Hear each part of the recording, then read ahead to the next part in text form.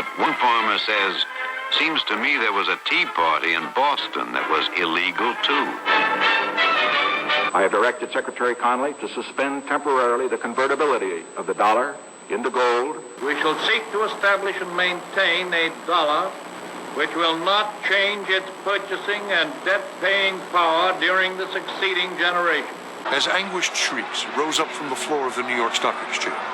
Government credit and government currency are really one and the same thing. A reserve of gold and a small reserve of silver. So why do central banks hold it? Well, it's a form of reserves. Why don't they hold diamonds? Well, it's tradition, long-term tradition. Well, some people still think it's money. So, and I said, well, what if it does happen? And he says, well, price will solve everything. I said, thanks, give me the gold. Good evening, welcome back to the Junius Maltby channel for another extemporaneous ramblings, another boring installment. Before we get started, let's take a look at metals today, the prices for gold and silver.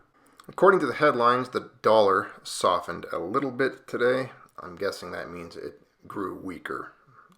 So gold settled at 1956.10, up about $1.20 in overnight trading currently. Silver, $27.29, current quote on that, $27.29. Looks like up 21 cents, and I believe it is trading currently, so I don't see I didn't pull up a chart to look at the daily performance, but that's not the point of today's video. We're just checking in on those numbers. They don't really mean anything to me. Who cares about what the price is? We know where it's going. Bullion versus miners. Ever since I probably bought my first silver coin when I was 7 years old. Actually, I received that one for work from my dad. But ever since I started collecting coins, getting involved in bullion, precious metals, I don't know when the first time I heard it. However, the conversation and the discussion regarding buying stock in mining companies as opposed to investing in bullion existed. There was that topic, that conversation was out there. There's always that crowd that wants to encourage one to somehow avoid precious metals for some reason. You know, you've heard it all. We've talked about it here. It doesn't pay a dividend. You know, you're not going to get a split on this or that. You're not going to get earnings per shares. And, you know, you're not investing in people and in work and in a company. It's just a rock. It's just metal. It's just gold. We've heard it all. Sick of it. Gold is money. Everything else is just credit. I'm not going to get into all that here, but we're going to take a look at an interesting article that touches on some of the opinions and risks involved with mining stocks, because there are risks with any stock, any company, because it's made of people. So let's just take a look at this, because what drove me to do this today actually was looking at mining stocks, reading about them. You know, ever since Warren Buffett somehow triggered this wave of people now rushing into the gold world to buy gold, we're seeing a lot of heated energy and volume with certain mining stocks. And this article popped up as kind of a warning to those people, and I like what it had to say. So let's go through it together and take a look at bullion versus mining stocks for the first time ever on this channel. Barrick Gold, it's a trap. That's the title of this article from September 2nd. The summary: Barrick Gold has been hyped up by investors after Berkshire, they spelled Berkshire wrong, I always find these things in these articles, Berkshire acquired a position. However, for those considering investing now, valuation is not attractive, and there are also underlying problems with production. Lastly, if you are looking to gain exposure to gold and other metals, it may be a better idea to acquire bullion at this point in time. Now, that's not a very common position to see or to read, and I was kind of enthusiastic when I found it here. The thesis summary: Barrick Gold Corporation, their ticker goes by Gold, G-O-L-D, has made headline news due to its becoming the latest holding in Berkshire Hathaway's portfolio. This has made many reconsider the role of gold and the importance of gaining exposure to the yellow metal as part of a well-balanced portfolio. Nonetheless, I believe there are many reasons to stay away from gold miners and instead of buying gold outright. Furthermore, even if you are looking to buy some gold miners, Other companies currently offer much better value in my opinion. This is the opinion of the author of this article. Company overview: Barrick is one of the largest gold producers in the world, with operations expanding through a large part of South America, Canada, and the United States, Africa, and Australia. It is also one of the largest copper producers. While the company has underperformed its peers in the past, it has had a blowout quarter and shown an improvement in both revenue and financial health. And then you can see here the 2019 second quarter, quarter 1 2020, quarter 2 2020, and then all of the numbers here as far as revenue, net earnings, adjusted net earnings, your cash flow, debts, all of that, dividends per share. So you can check those numbers there for those of you that are in the stock world and understand how all those relate to one another. There you go. You can pause it, digest it all you want. A quick look at the latest data shows Barrick Gold has had a great quarter. Revenues are up 50% year on year, year over year. Free cash flow has increased by 20% since quarter 1. And to top things off, the company has increased the dividend by 14% in the latest quarter. Furthermore, Barrick has swayed concerns over its balance sheet and reduced debt net of cash by almost 25% since the last quarter. Indeed, this is reflected in financial ratios, with the D at its lowest in 10 years, debt to earnings, 0.23, and financial leverage at its lowest since 2011, 2.05. However, this has come at a price. Barrick has had to reduce its assets significantly to deleverage itself. Higher revenue can be attributed to the higher price of gold and higher production of copper, but the actual gold production has fallen significantly from last year. Here you go. This is actually a chart that I want to talk about for a minute, almost off topic from what from the point of this article. So here you've got the gold operating results. Again, quarter 2 2019, quarter 1 2020, quarter 2 2020. You can see how many ounces they produce. There you go. The cost of, and I'll just read it in case you guys are listening to this like podcast style. For those of you who are up on a step ladder, painting, masking something off, those of you who are working and can't see the chart, I guess I should probably read it out loud because I know some of you reply that you're doing things when these are playing. So this is, again, their gold operating results for quarter 2 2019. It looks like they produced 1,353 ounces. And then we've got, that can't be right. That's per thousands of ounces. So that'd be 1 million. There's 3 zeros there. It's ounces, then 3 zeros. I'm looking at their production. They don't show the exact number. So that would be 1,353,000 ounces. For quarter 1 2020, it looks like 1.2 million ounces. And then it looks like for quarter 2 2020, we have 1,149,000 ounces. You've got the cost of sales. This is dollars per ounce. So 964, 1,020, 1,075. I'm getting to my favorite number in just a moment. You've got their total cash costs in there. And that's, again, per ounce. So it looks like it costs Barrick, their total cash costs per ounce, if I'm not mistaken, it was $651. If I'm reading their chart right, $692 and $716. I've covered this number in the past when discussing metals, and it's the all-in. You've got the all-in sustaining costs, basically per ounce sold, what it costs to get an ounce of the ground with everything delivered, mined, extracted, refined, at the level that they operate. And it looks like, according to this chart, again, if I'm not mistaken, if I'm reading it correctly, in quarter 2 2019 it was costing them $869 per ounce, quarter 1 2020 $954 per ounce, and then when you look at quarter 2 2020, about $1,031 per ounce.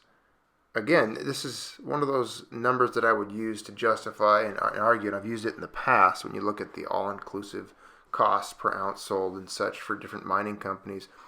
I've mainly looked at it when it came to silver in the past.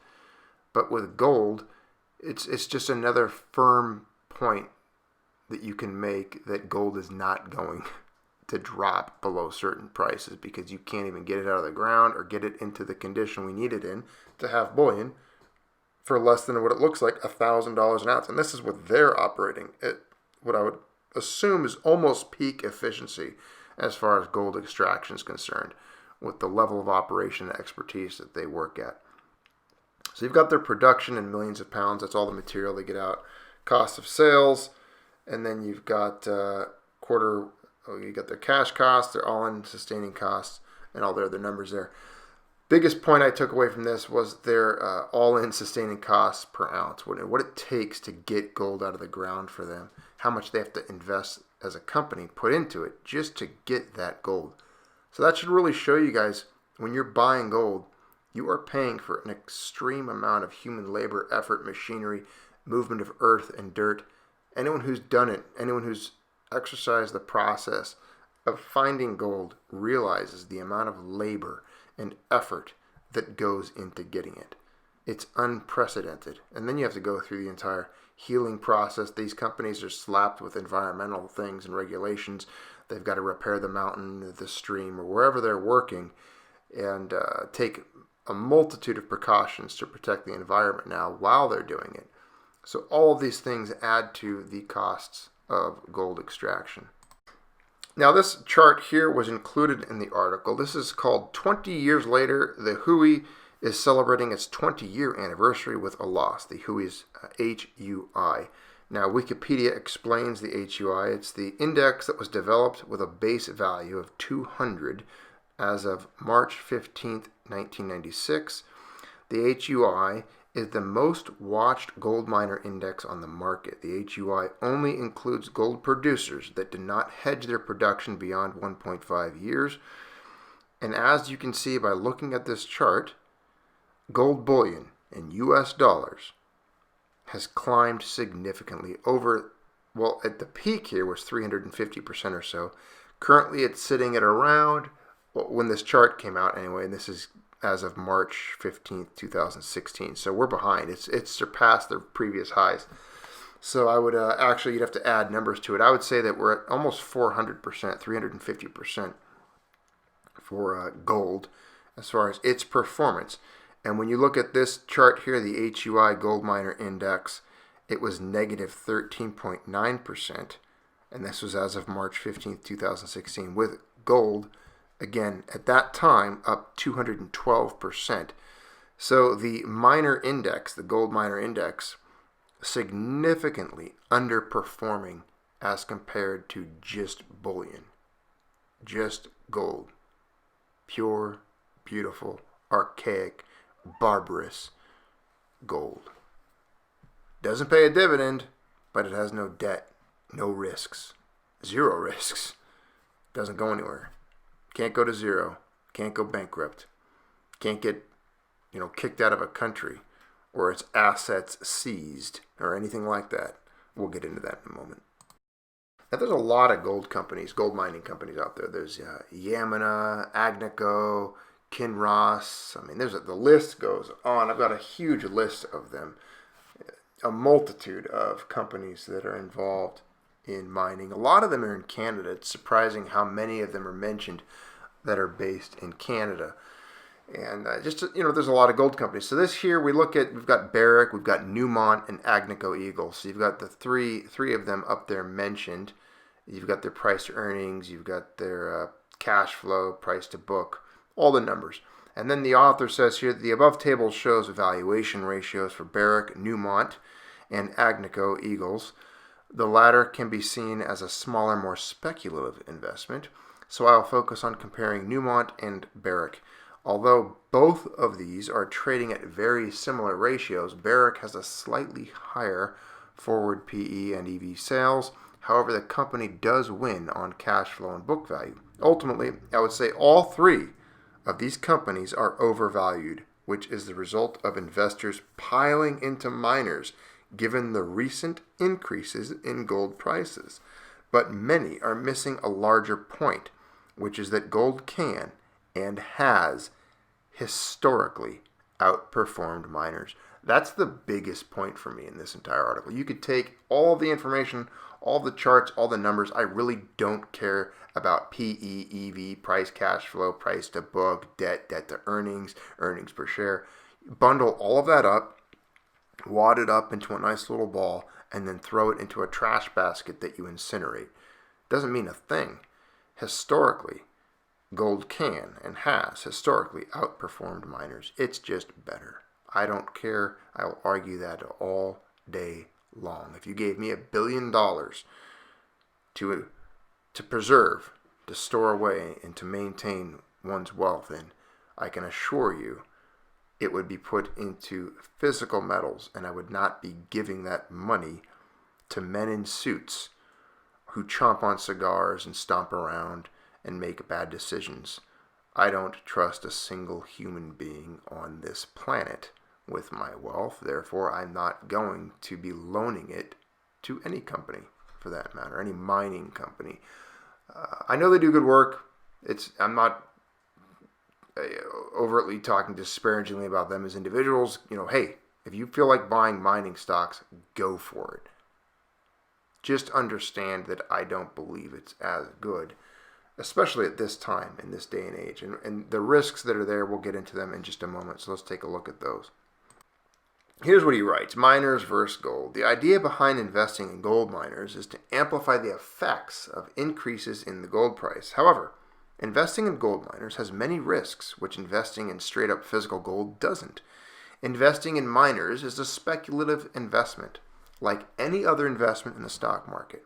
When you invest in gold miners, you face substantial risks regarding the uncertainty of explorations, hedging policies, environment, and even geopolitical risks.